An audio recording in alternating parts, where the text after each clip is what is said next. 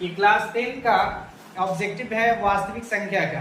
एक टॉपिक पूछता है धनात्मक सम पूर्णांक का रूप और दूसरा भी क्वेश्चन पूछता है धनात्मक विषम पूर्णांक का रूप। ये रूप में पूछेगा कि कौन सा धनात्मक सम पूर्णांक का रूप है, कौन सा धनात्मक विषम पूर्णांक का रूप है। आइए उसको समझते हैं, कौन सा धनात्मक सम पूर्णांक का रूप होगा और कौन सा विषम में होगा। ठीक है, जैसे बी क्यू प्राइम, ठीक है, दो टर्म।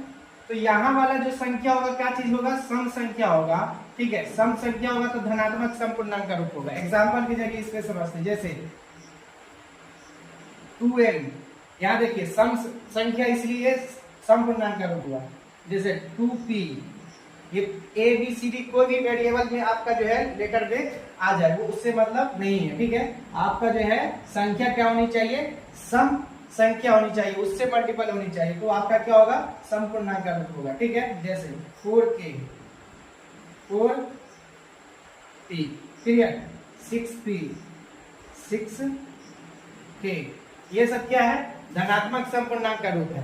अगला इसमें जो ऐड में रहेगा, जैसे bq प्लस r, तो यहाँ पे धनात्मक का मतलब क्या होता है, सम प्लस, ठीक है, पॉजिटिव। ठीक है, तो r की जगह पे क्या होनी चाहिए, सम संख्या होगा। यहाँ प्लस वाला है ना धनात्मक का मतलब, ठीक है, r की जगह पे क्या होनी चाहिए, सम संख्या होगा, तो क्या होगा, धनात्मक सम पूर्णांक का रूप होगा। जैसे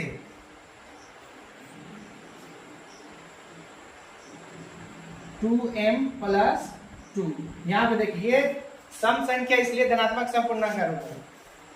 2p प्लस 4, यहाँ देखिए r की जगह पे क्या है, सम संख्या, इसलिए क्या होगा, धनात्मक सम पूर्णांक का रूप होगा। उसी में विषम पूर्णांक का रूप समझते हैं, जैसे r की जगह पे क्या होनी चाहिए, विषम संख्या होनी चाहिए। जैसे एग्जांपल 2m प्लस 1, यहाँ देखिए यहाँ पे क्या है, विषम संख्या है, इसलिए विषम पूर्णांक का रूप होगा। यहाँ देखिए क्या है, विषम संख्या, इसलिए क्या होगा, विषम पूर्णांक का रूप होगा।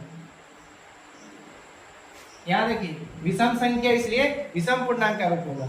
ठीक है, अब सम संख्या होने, सम पूर्णांक का रूप होने के लिए क्या होनी चाहिए, r की जगह पे क्या होनी चाहिए, सम संख्या होगा। ठीक है, और अकेला में रहे तो सम संख्या से गुना वाला होनी चाहिए। सम संख्या यहाँ पर होगा तो क्या होगा, सम पूर्णांक का रूप। अगर r की जगह पे सम संख्या होगा तो सम पूर्णांक का रूप होगा। अगर r की जगह पे विषम संख्या होगा तो विषम पूर्णांक का रूप होगा। ठीक है।